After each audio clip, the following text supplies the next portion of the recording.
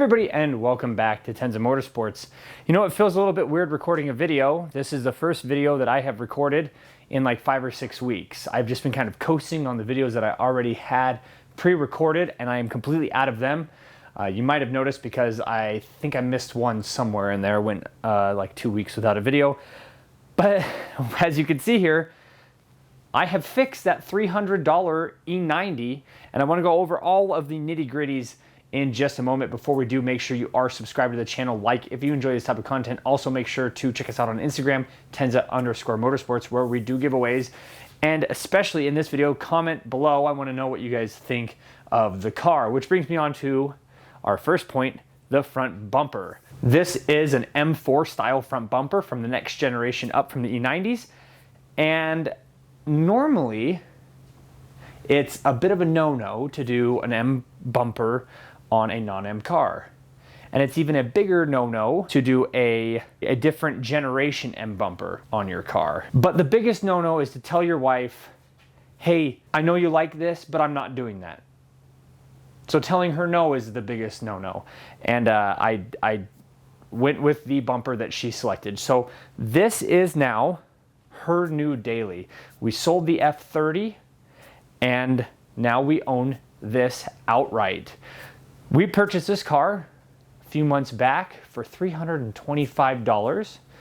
Did a max peating rod valve cover on it, and everything was going exactly to plan. But one thing I noticed early on was the frame rails were bent. Now, unfortunately, I wasn't able to do a walkthrough and like actively record while doing it, other than just getting B-roll footage.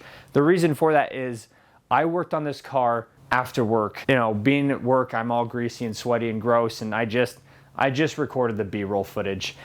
And it took a long time, like a month, to fix this car up because I was working on it like an hour and a half here and 2 hours there. And the last couple nights I was at work till 11 o'clock and back up the next morning at 7 or earlier.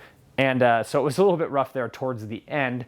But let's start with the big thing that I mentioned earlier, pulling the frame. So get it up on our frame machine, start to crank it over, and it looks fairly decent. Wasn't too bad. It was squished pretty good on the passenger side. I wasn't super excited about that part, but we were able to straighten it out. The process to that is don't disconnect your original bumper, the bash bar that sits back behind your bumper cover. You want to pull it over all in one unit, and after you kind of get it pulled into alignment, you'll actually pull just slightly past it. You can hit it with a hammer, you can heat it up and get it to stay where it used to sit. I saw no other structural damage. It didn't look like it got the subframe or anything like that. The car still drives straight, which is good. If it pushed any further than that, it probably wouldn't have been a car worth fixing the way we did. Panels that needed replacing: passenger and driver fender, hood, front bumper, headlights, a whole bunch of little pieces back behind there, a lot of the air ducting. It broke the radiator and a couple radiator hoses, and I had a couple radiator hoses that just kind of fell apart. There's one that connects up in the front, and that's a very common hose to go bad. Fortunately, it's fairly easy to get to. And then the other thing was that the rear quarter on this car had been damaged as well. My initial plan with this car was to leave the rear quarter, fix the front, and then get to the rear quarter when I got a chance. But crazy enough, I found somebody local parting out the exact same year and the exact same color as this car. So I was able to pick up a rear bumper, which was worth every penny of the $300 we gave him for some of the parts, the rear bumper, and then I picked up the whole front end, the internals, so the radiator support and all that stuff.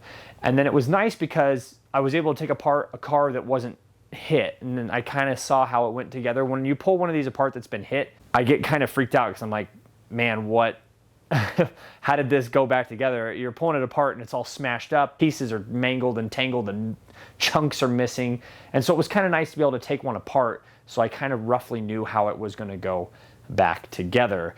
Aftermarket headlights, picked those up from ECS Tuning. They are Spec D tuning, and I'll have, as always, linked in the description every part that we used for this car. ECS Tuning helped us out with a whole bunch of parts on this, and I'll have all those linked in the description below. The front bumper is a eBay bumper, and I'm going to do separate videos on both the headlights and the front bumper because I do want to dive into those just a little bit more. The front bumper is way cool, and the headlights do some pretty cool stuff, and you'll see those in future videos. The other thing was that somebody had keyed the car.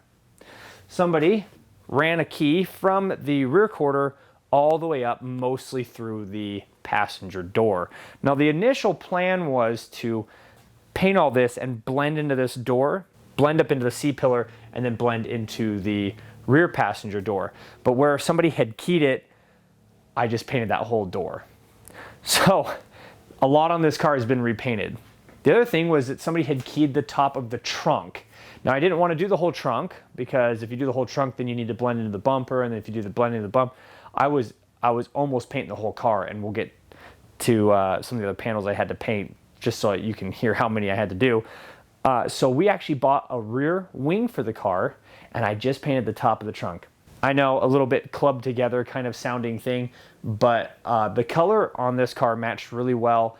I did a ton of extra work to make sure that it was essentially a butt match, and so we were able to paint the top of the trunk.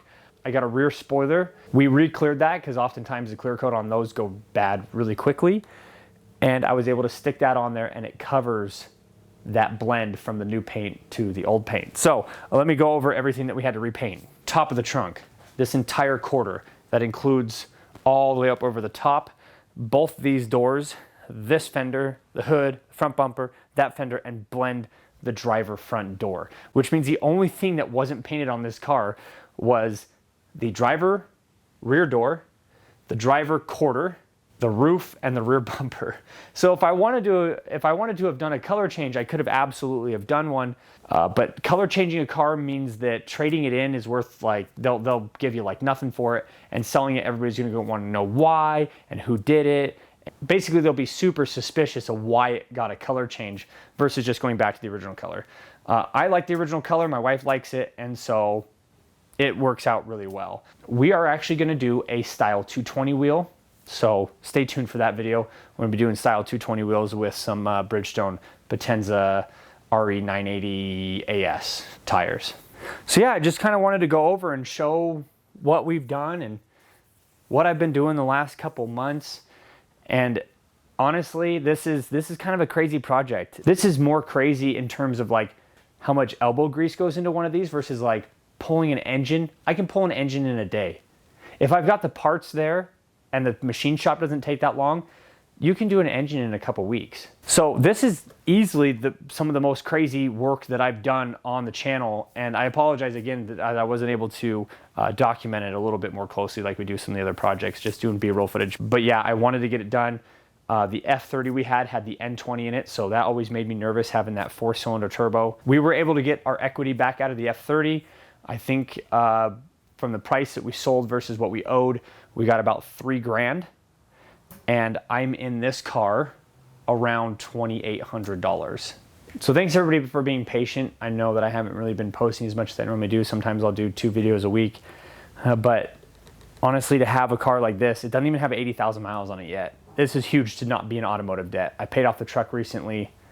We now own this. We've always owned the 2 race cars. I've never been in debt for those. Never even been in like credit card debt to run the race cars. Yeah, stay tuned because there's a lot coming up. Like I said, we're gonna be doing a headlight video. I wanna talk about the headlights that we got from ESCS Tuning. I wanna talk about the front bumper. Really professional work on that front bumper. We've already done a head unit. I'm gonna do a video talking about the cup holder situation in these E90s, which is kind of frustrating, but I'm gonna try to fix that. Backup camera's gonna be coming on the car. I'm gonna do a video on the wheels and the tires. Lots of work to do. Also, I probably should have mentioned this at the beginning of the video because he does such good work for us, and I try to shout him out as much as I can. Rev Match will be tuning this car, and I want to go over the tuning process. He's going to help me code a few things out. So the original headlights, like I said, turned. He's going to help me tune all that out. So there is so much coming on this car, and I just could not be happier. So anyways, I'm going to stop talking. Thanks again so much for watching. Thanks for being supportive and being patient, and a lot to come. See everybody in the next video.